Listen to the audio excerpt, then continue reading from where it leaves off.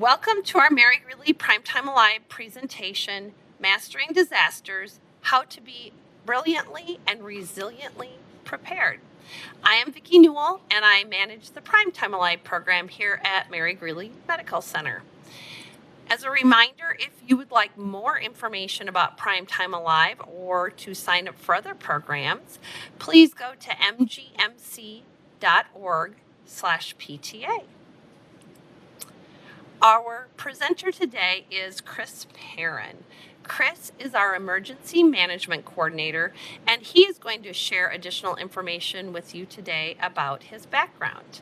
So please welcome Chris Perrin.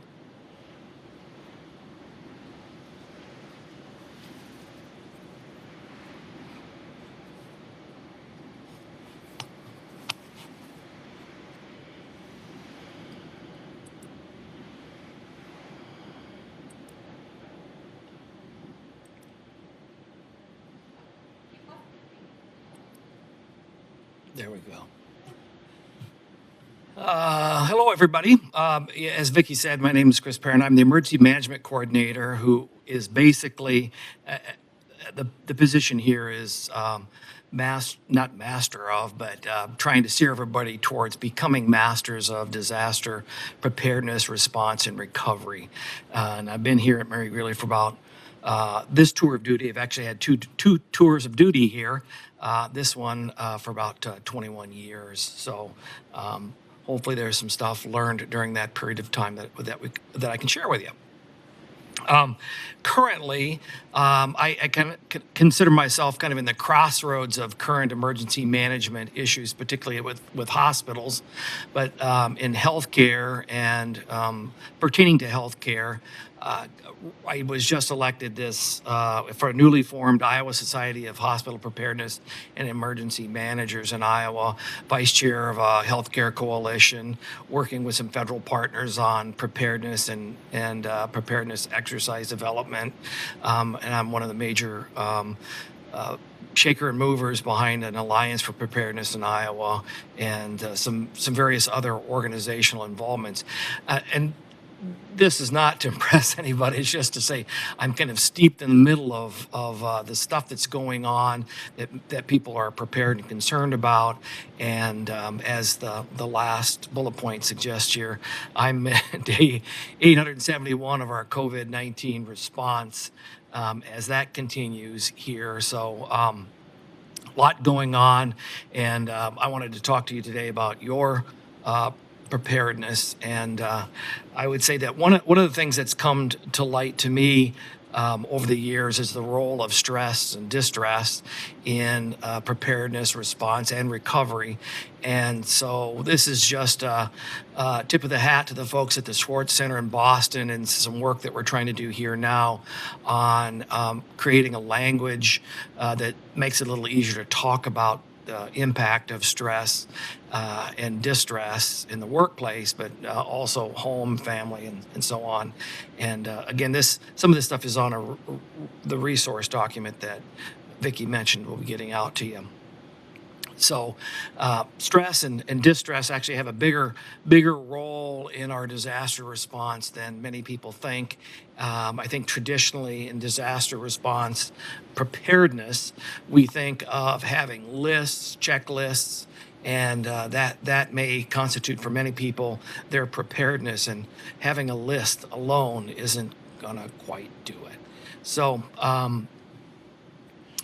I like to give you just a little bit of background about what you're preparing for. And I think everybody has experienced this to varying degrees throughout their life. And certainly COVID has done it, in particular the first months when there's a great deal of uncertainty and disruption.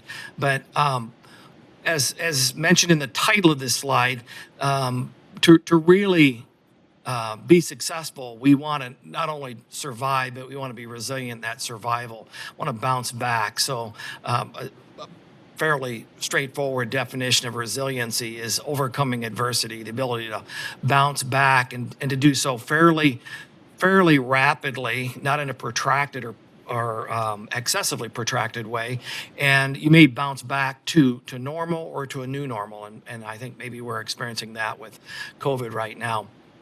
But in the suddenness of being presented with a disaster situation, it really typically triggers to some degree this fight or flight response that many people have heard about.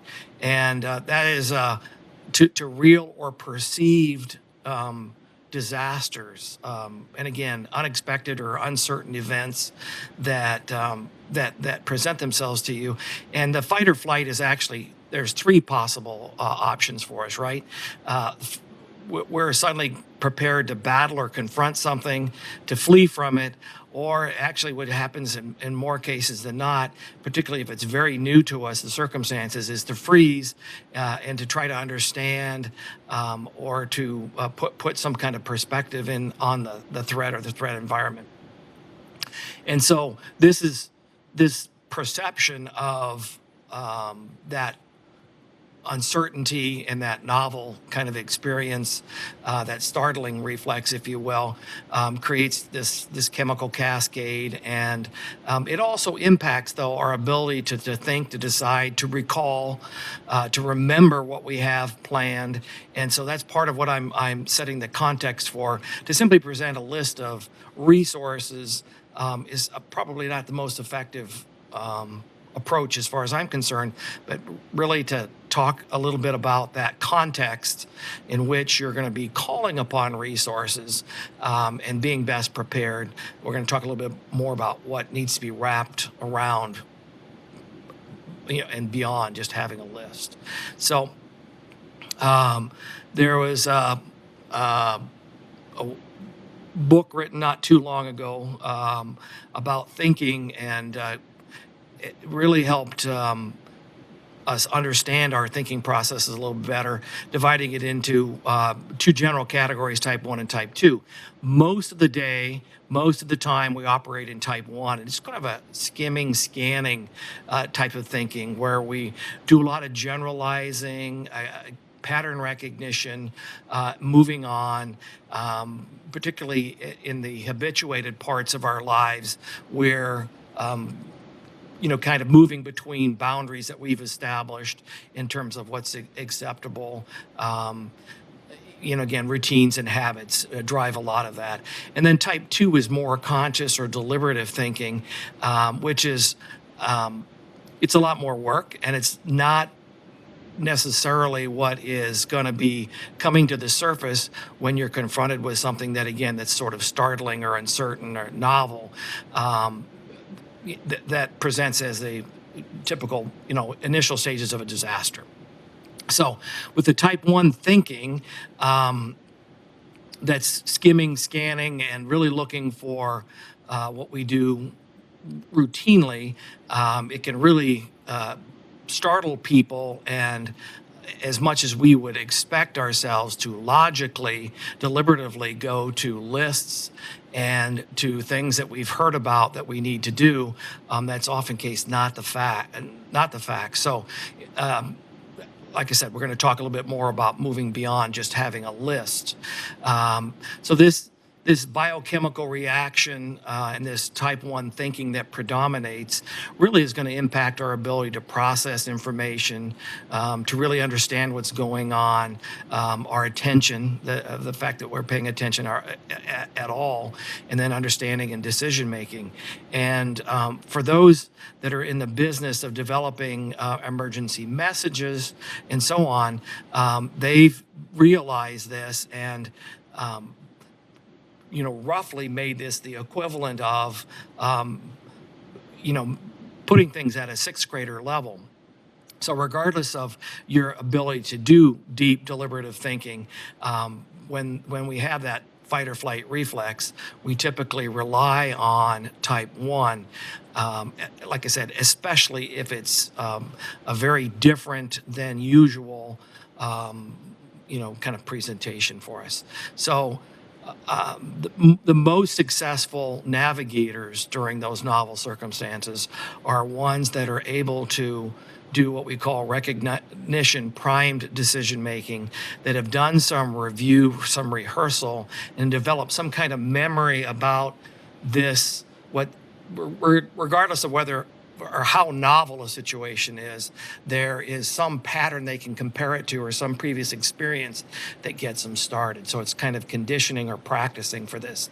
So if I was to put this in everyday analogy for you, think about the game of football. And if you did not practice football on a regular basis, and you arrive for a game to play in a game, and you're totally unprepared for and can't recognize the circumstances in which the game unfolds, it's not going to be a very good outcome.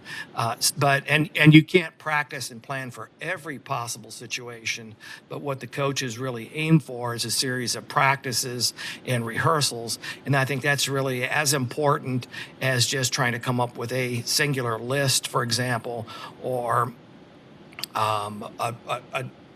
a trigger action that you think you're going to be able to do and do successfully if it's unpracticed. So again, if you get lost in all of that, I think that the background that I'm really trying to present is that what you plan for when you are looking at disaster preparation every day is a different mindset than actually what is going to be existing at the moment of that disaster.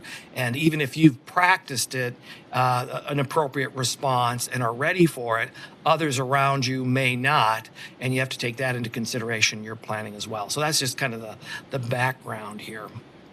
So in research on disaster preparedness and disasters themselves, it's probably no shock to anybody that older adults are more vulnerable to injury than younger populations in those disaster situations, and also more at risk of illness if they have that protracted fight or flight response that actually suppresses your immune system as you're trying to battle whatever is suddenly presenting you, even if it's on a chronic basis, until you're in your mind you can get some resolution to that. And of course, rural areas have less access to resources and delays that are inherent in their relative isolation, so rural areas are vulnerable as well. It's been said that in terms of plans and the population, disaster planning, that older adults are amongst the lowest in having any kind of workable plan, with fewer than 25% of older adults, folks over 65, having a plan or a set of plans should a disaster or a major disruption occur in their lives. So I think that's one place here for us to start, and that's in just being honest with ourselves and our circumstances, and then saying, okay, let's set that aside and let's try to do some planning and making that effective planning. So when you're looking at are you prepared, the question itself, one thing that I like to remind myself and others of is the only thing more difficult than planning for disasters is explaining why you didn't. Disasters and disaster planning, sometimes like insurance, acquiring insurance, it's something you never hope you have to need, but when you do need it, by golly, it better be a pretty good plan or pretty good policy. And so the same thing for disasters is that we need to be prepared. And it is, as my cartoon here mentions, it's astonishing how long it takes to finish something you're not working on. So certain discipline and persistence are obviously necessary too. So the other question then is for what? For what disasters should you be planning for? Because the list could become endless, and you can get paralysis by analysis for trying to come up with plans for every conceivable emergency. So something that we do at the hospital annually is something called a hazards and vulnerability analysis. And really what that's saying is what are we most at risk of and of happening, and then what's our vulnerability should that happen. So the flooding that's happening right now, today as I'm giving this presentation, we've had some local flooding. So flooding is clearly a hazard. What is the hospital's vulnerability? Would be interpreted or evaluated for us based on our elevation, drainage patterns. We have some satellite facilities, such as our Israel Family Hospice House. And we have some, like I said, some other operations that are offsite. So each one of those, are they specifically and directly at risk for the problems with flooding, the damage directly of flooding, but also the disruption of traffic, of patients being able to get to and from, supplies being delivered. That's part of this analysis, is looking at what are our hazards and what is our vulnerability, and coming up with the ones that are most likely. So here is an example, this slide, of a recent hazard and vulnerability analysis for us at Mary Greeley on the left side. And then, the question then can be personalized for you and your circumstances on the right. So for us, obviously the ongoing current pandemic and other significant outbreaks, either on top of the pandemic or separately, that call for a lot of individual isolation and intensive care and support, are of great concern. That's a hazard that's evident by the pandemic that's currently going on, and our vulnerability is we only have so much equipment, so many rooms, limitations on our ability to provide isolation, ventilation, and things like that. So with limited resources, those are clearly a concern, as is the second one here, mass casualty incidents, meaning that large volumes of people suddenly are injured and needing care. And in our community here in Ames, with the number of large gatherings that we have, you can see where those concentrated gatherings, should something happen there, the likelihood that we'd have a lot of people injured because of that geographical proximity to one another, drives this as a not only a hazard, but obviously a vulnerability that's particularly big for us, and that we train and prepare for. And then other ones here include supply chain disruptions, as COVID has certainly led us to find out just-in-time business typically has low inventories and depends on a reliable supply chain. And we're finding out how fragile that supply chain can be. And that continues. Initially, it was with the personal protective equipment, but we've had, as most recently, there's diagnostic dyes for imaging and other products, plastics and so forth, that have had really become the domain of relatively few makers, and those makers then become fragile in terms of susceptibility to their workforce not being able to come to work and provide that, or government regulations that restrict or impact the production, as we've experienced, for example, again in Shanghai, China, which is a source for a lot of products. Is when they shut down, then we are going to feel the impact, either immediately or on a delayed basis, of those issues that we're relying on them for supply. Utility disruptions. We're in the middle of a pretty significant first heat wave right now, and I can't imagine, although we have to in terms of our planning, if we lost our ability to provide air conditioning, what that would do to us. But that's, again, a risk that we further analyze, working with our community and with the providers of our utilities, to look at what their redundancies are and what the options are for us if we lose, say, a primary feed for electricity. and so on. And that's, of course, led to us having some diesel generators, and the city has got a pretty robust utility feed for us for electrical. We have more than one feed, and they make us a high priority. So clearly we get some support.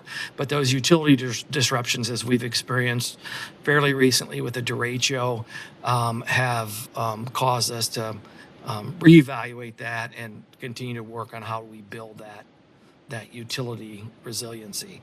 Cyber threats are that's kind of the invisible war that's going on, invisible for all of us other than those in IT, as they deal with the countless attacks or attempts to probe and attack our secure networks. And that we've seen in other healthcare facilities to be really crippling as we've become more and more dependent on electronic health records and movement of information electronically. If that were to be embargoed by a cyber threat, that would significantly impact us, and we have to look at backup plans for that as well. Workplace violence has become a growing issue nationwide, and certainly our community has experienced that, and the medical center as well has seen an increase in workplace violence episodes, whether they be patients or family members or members of the community or patients that come from workplace violence elsewhere.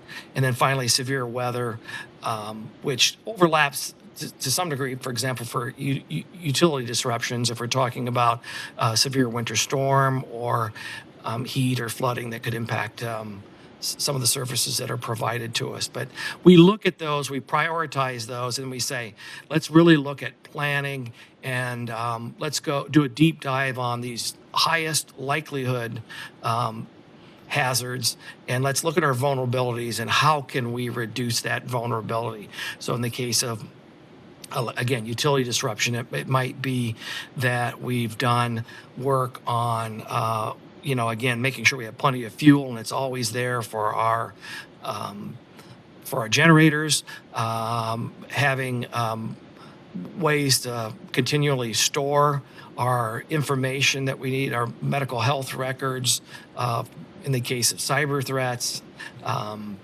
and so on. So let's move over to your column and say, okay, what are the hazards and the vulnerabilities? And you can get generic lists, again, of the weather and the technology that may be impacting you, but each of you has a unique set of circumstances. Some of you may travel frequently, and so travel itself may become a vulnerability that you have in terms of being able to communicate and navigate because you maybe seasonally move during the winter elsewhere and then come back, or that you do vacations and be the stateside or internationally.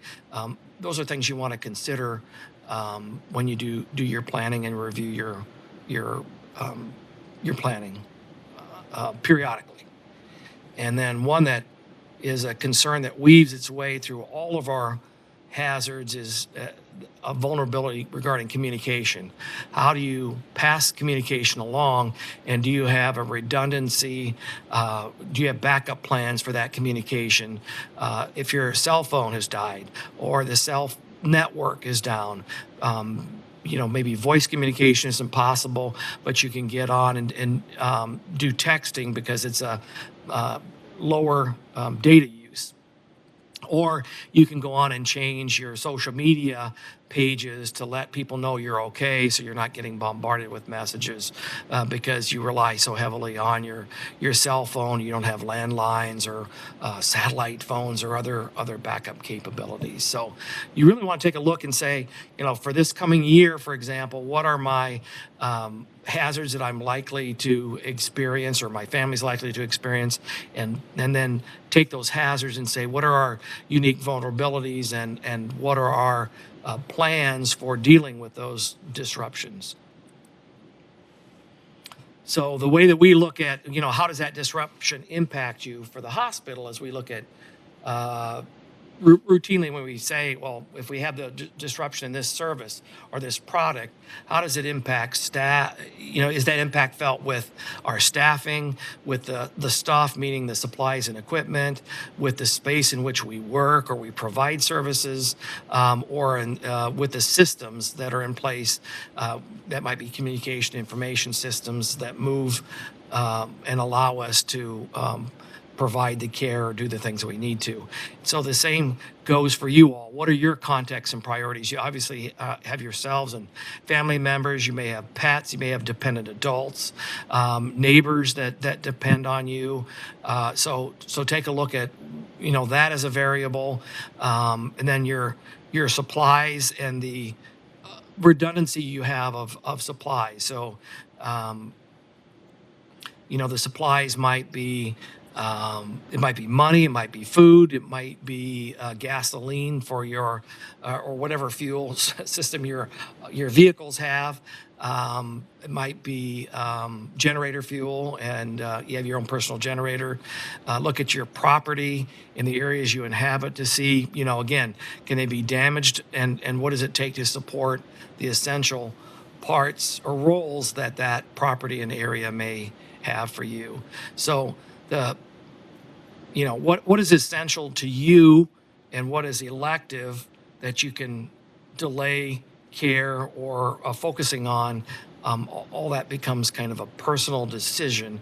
And looking at lists and resource guides will help get you there, but some of this is clearly going to depend on individual work to get there.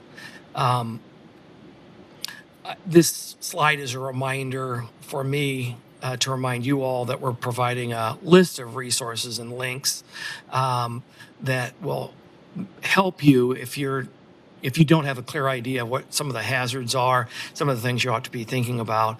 The Be Ready Iowa, ready.gov is a national site, and Do One Thing is a pretty in-depth, tackle one thing at a time over 12 weeks and put together a pretty comprehensive emergency management plan for yourself.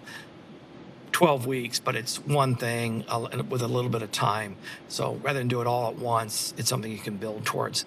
And then on the right side of the screen there, on your right, is a family communication plan. Probably, again, the thing that most people struggle with is they know where they're at in a disaster, but others that may be worrying about them or trying to follow them don't. So developing a family communication plan, and again, having some fallbacks to how people can get a hold of one another and let them know what their immediate state is, their welfare, if you will be helpful. So, and again, all of these plans that you make, you need to think about redundancies, that the assumptions that you make, that you have power, you have electricity,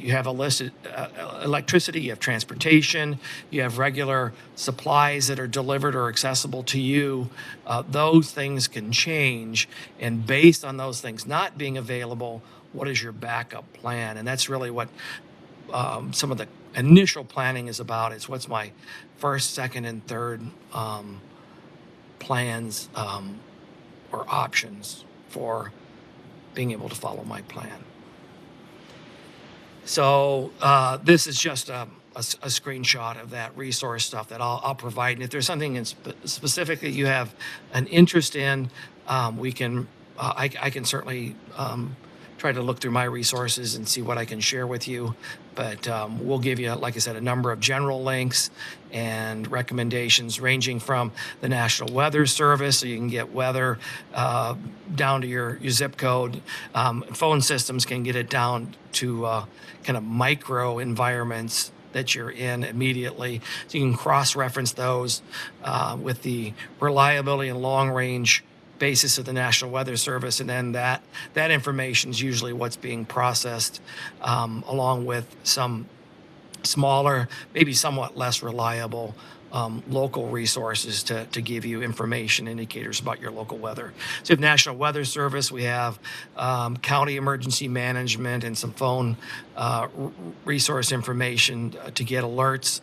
Then in addition to National Weather Service, radios, if you need to get a weather radio. We've got state stuff listed, state links. And then if you're really into preparations and moving beyond basics, we have more involved prepper resources for you to consider as well. I wanted to just mention this, and this is a program that just piloted last week, so it'll be the first week of June 2022 in Iowa City, called Disaster Prep Wise, and it's a program that's really targeting older adults, 60 or older, and what they're doing in Disaster Prep Wise, and we're in conversations with them now about trying to establish the availability of this locally, is that they're training kind of consultants, no-cost consultants, or volunteers, if you will, that can meet one-on-one with seniors and help them build their plan. So rather than rely passively on lists, they help coach them through the process by collecting information. It's kind of a one-on-one, I believe face-to-face meeting is their primary delivery method, where you have an appointment with a volunteer, they sit down, they go through it, you walk away with a customized list, personal list. Then, of course, the onus of needing to practice and really put that into a real state of readiness. So that's kind of the contents and the context for preparedness. But what I want to do is mention some things that make it more effective overall and help build your resilience. And this one in particular is kind of near and dear to me, but that is, you need to have and exercise a sense of humor. Doesn't mean you have to be able to tell a good joke, but you just have to appreciate and exercise your sense of humor. There's actually a science base to this, and some of the research has suggested that the real cause of humor is having you're hearing a story or something's being relayed or conveyed to you that has some incongruity. Something's not quite right with that. And you're recognizing that and you're trying to make sense out of that. And it's at a very light level. Sometimes you have to think harder than others to really get it, so to speak, in terms of the joke, the humor, whatever the circumstance maybe is that's being shared by somebody else. But that flexibility in being able to make that connection and resulting in a laugh is actually, in a really small way, something that can contribute to resilience in more serious environments. So I'm not suggesting that the sense of humor is the most important skill to exercise during a disaster. It helps prepare you in terms of your resilience and overall preparedness. So believe it or not, that shows that flexibility of thinking. And it's one of the key things to look at in people that are really entrenched in depression. Depression tends to be kind of a singular manner or way of thinking that's difficult to break out of. And that inflexibility can sometimes reveal itself in that, a complete lack of sense of humor. Now, I'm not trying to make this sweeping statement about depression. I'm trying to maybe more make the note that there's health and normalcy in exercising a sense of humor, and obviously exercising in an appropriate way in appropriate environments. So add that to your toolkit and exercise regularly with that. The other one, and this is probably the most understated, and this goes back to that background information I talked about, a sudden jolt of adrenaline, cortisol, all these chemicals are coursing through your body. And, suddenly your brain is more like a sixth grader in terms of its ability to understand and process complex information and longer strands of thinking. So we can dampen that down through practice, through rehearsal, and through doing kind of that pattern recognition and that recognition primed decision making, where we're, again, maybe imagining in a kind of a controlled fashion circumstances we may find ourselves in, and rather than practice helplessness by saying, oh my God, I don't know what I'd do in those circumstances, really stop and think, well, okay, what would be some useful practical things that I would be capable of doing, and then kind of going through those in your mind several times, perhaps, depending on the complexity of those actions or activities, to where you can develop a little bit of preparedness out of that. So I cite the 10 P's: proper prior planning and plenty of perfect practice prevents poor personal performance. The perfect practice, most people practice until they get something right once, but they've actually practiced it kind of incorrectly several times. So as you're looking through different situations saying, well, this is probably the best way for me to act, or steps to take, or first steps to take that will trigger next steps, you want to practice doing those things correctly. So if there's a list to access, or something to do on your phone, or steps to take at your home, you can write those down, but actually walking through those and thinking about the circumstances that would trigger that help to create kind of that neural pathway for that to be a reality. For many, many years, triage tags are in ambulances. They have been in ambulances for years. Disasters were going on, and EMS providers were forgetting to use the disaster tags because they didn't practice with them. They had them, they were there for disasters, but they were forgotten, not taken out and practiced in simulations nearly enough to be able to recall when they're stressed with that actual disaster. So we're kind of taking that example and applying it here and saying, again, don't think about distressful situations all the time, but in deliberate kind of focused sessions, occasional sessions, look at some of the circumstances you may find yourself in, and where is the list that I need to go to that's my master list for the next steps. If there's a series of steps and you're unlikely to remember all of those, put those little job aids for yourself together, but practice the first steps, that you would go to your phone and do I know how to change my social media main landing page to make a statement that I'm all right, rather than just knowing about that, actually go through the steps. It's been noted in stressful situations that people typically do not, quote unquote, rise to the occasion, but they settle to the level of habits, whether those are helpful or not.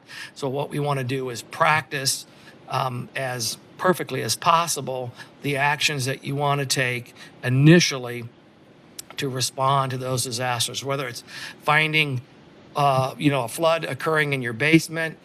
It can be as basic and as sudden as being in a car accident. You're in a car accident, somebody hits you, there's property damage. They say, yeah, all's well and good. And maybe they drive off. Did you get your cell phone out, take a picture? Did you exchange your insurance information? Practicing those steps for those unexpected, kind of hopefully novel circumstances. You're not in that many accidents.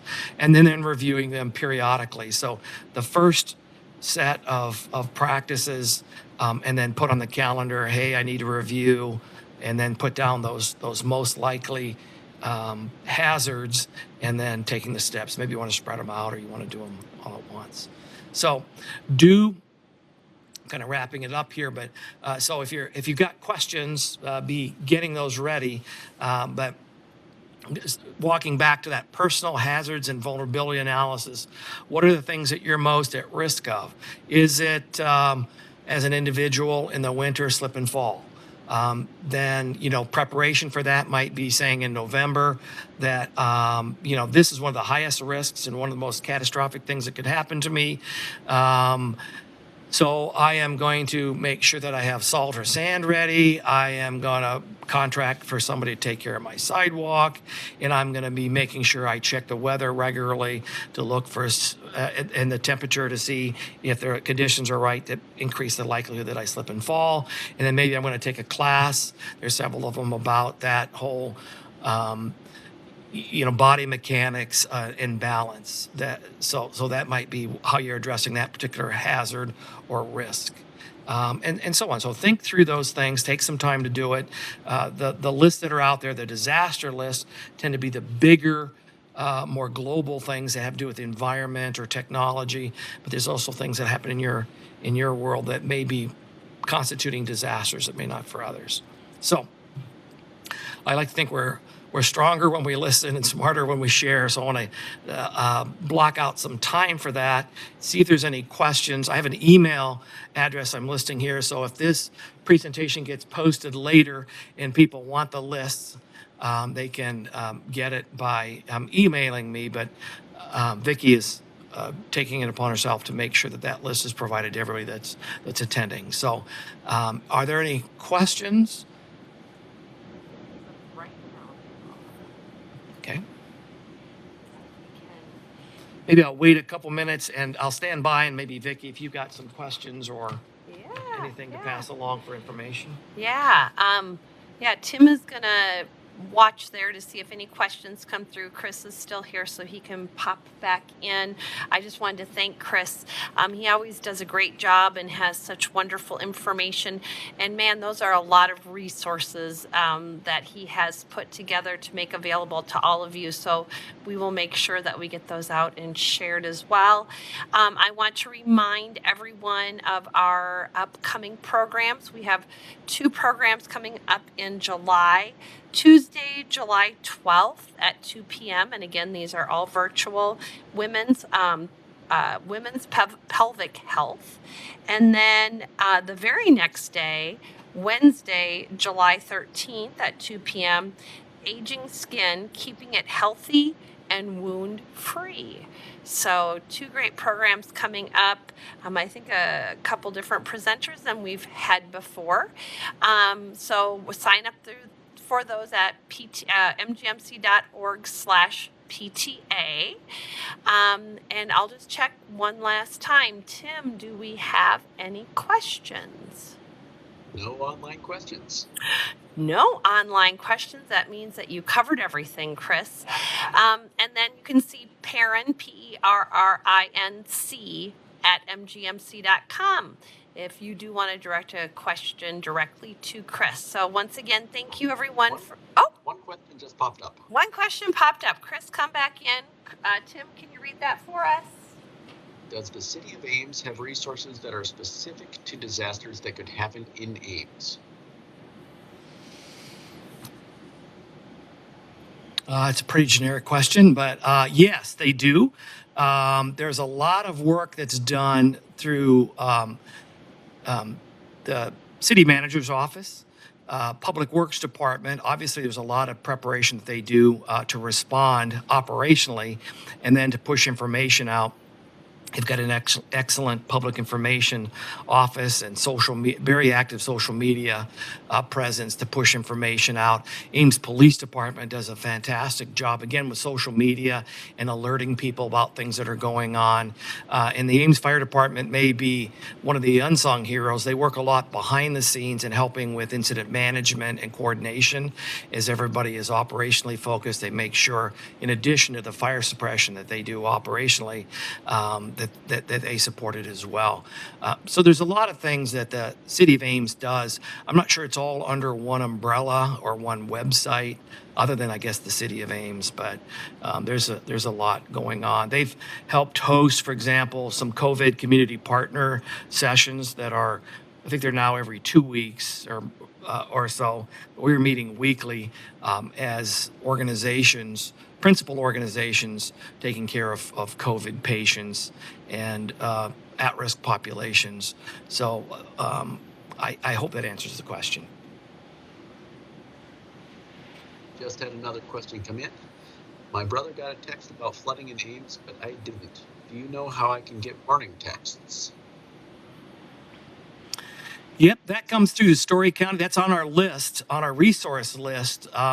If you Google Story County, Iowa alerts, or you go to the Story County Emergency Management Agency's website, they've got an alerting system, and it's, I believe it's geotagged, so that the alerts go towards the phone numbers and folks that are in areas of greatest concern. And you have an option whether it is, you get those, or I think all of them are generically. So that, I think, comes at the county level. And then the city, again, through social media, does a lot of posting. The county emergency management does some information sharing. I think that goes more to organizations than to individuals. It goes to organizations to share with their individuals. But I would suggest going to those, the county emergency management website, and then City of Ames social media sites. And then again, my email's here, so if there's a particular area or set of circumstances that you're still challenged with after you reach out to those folks, I'll see what I can do to help make sure we get you connected to flooding information.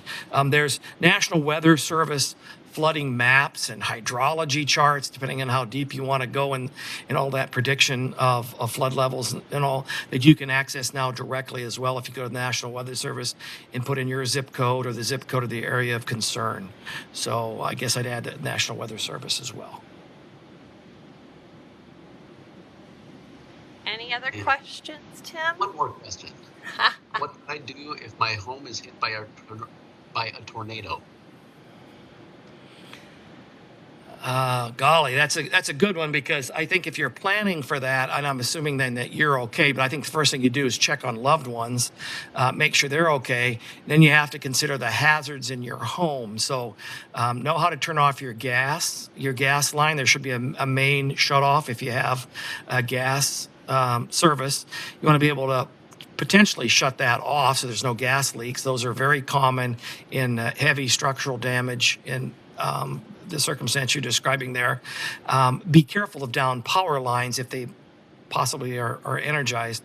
And then, again, these some of the resources that I'm providing you, I'll get much more in depth, but I would say certainly your own safety, check for the safety of those immediately around you. And then people are going to be concerned because it's inevitable that social media, your dilemma is probably going to be shared pretty quickly, and they're going to be concerned about how you're doing, and that's where the city resources can help as well in connecting you to those ahead of time, so you know where you can share that information. Red Cross has welfare sites, meaning that you can report that you're okay, and people can report to that. Facebook has a separate disaster set of support tools, if you will, as well. And again, email me and I can connect you with more of those resources if what I'm saying doesn't seem to be resonating with you. And I guess one thing you didn't say, but maybe it can go left unsaid, is if you have a phone, you have service, to call 911, right? Sure. Your home is hit. You want to make sure that you can get help there, and not, maybe if you don't know how to do the gas, but if it's a neighborhood, there might be other people that need help as well. No, excellent. And some things like electrical service, if you don't have electrical service, the Ames grid now actually lets the city know, but they may be letting you, there's nothing wrong with also reporting it. Oftentimes 911 dispatchers are inundated with calls. So if you can't get through to the 911 dispatcher, there's non-emergency numbers, or reach out to a family member. If you have a good communications plan, and maybe you can't even talk, but you can do data, you can send texts, send messages to your family members that aren't in the affected area saying, hey, I'm okay, here's what's going on, briefly summarize that, and then they can share it based on your communication plan and network to other family members, and certainly for assistance as well. Cell phones have some geolocating capabilities, so if people are lost or missing during hurricanes and stuff, again, there's processes that can kind of help connect and locate you. Just be patient, because there's probably a lot of people that are on that network looking for care. So again, you can reach out. I get you more information. Any more questions, Tim? Not a question, but a comment. Just took your advice and registered for alerts with the City of Ames. Thank you. Very Perfect. informative. Yes, that's awesome. I get those. That is a nice feature to have. And I follow the City of Ames on Twitter, is the one social media where I follow them. And they do wonderful updates in there about things around the community, but especially about emergency type things as well. So, well, once again, thank you, Chris. And we will get this information out to all of you as soon as we can. Thank you, and have a great day.